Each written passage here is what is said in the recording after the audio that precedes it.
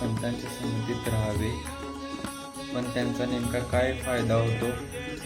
आज श्री ब्रह्मचैतन्य गोंदवलेकर महाराज आपल्याला एक औषधाच्या गोळीचे उदाहरण देऊन सांगितले आहे.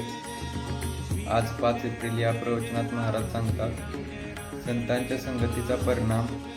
महाराज म्हणतात, जशी एक वैद्याकडे अशी एक गोळी असते, ती जखमेवर ठेवून सर्व विष शोषून घेते, तसेच अगदी संतांची संगत काम करते. संतांच्या सहवासात असल्यावर आपले पाप शोषून घेतले जाते आणि आपले अंतःकरण शुद्ध होते. महाराज एक महत्त्वाचे निरीक्षण नोंदवतात.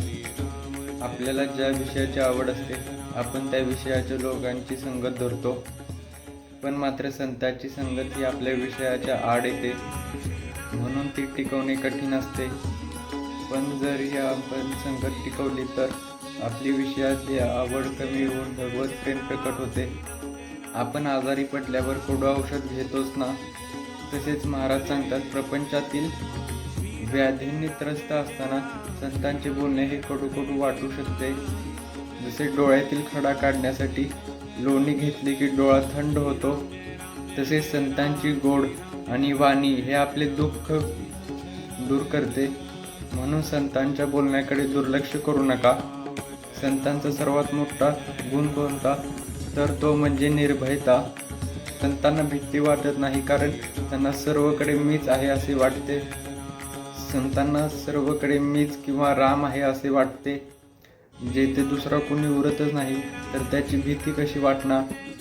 महाराज शेवटी सांगतात की संतांनी मिळवलेले पद हे आपल्याला लक्षात ठेवले पाहिजे.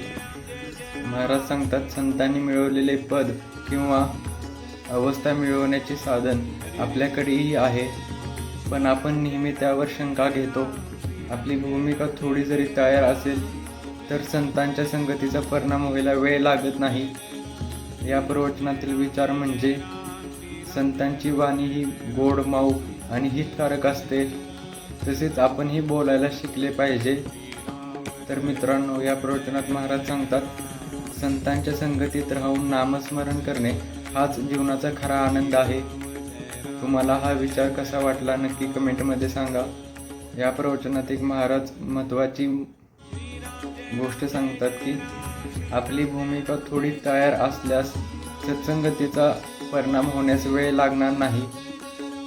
आजचा व्हिडिओ आवडला असेल तर लाईक करा, शेअर करा आणि सबस्क्राईब करा. श्रीराम जय राम, जय जय राम.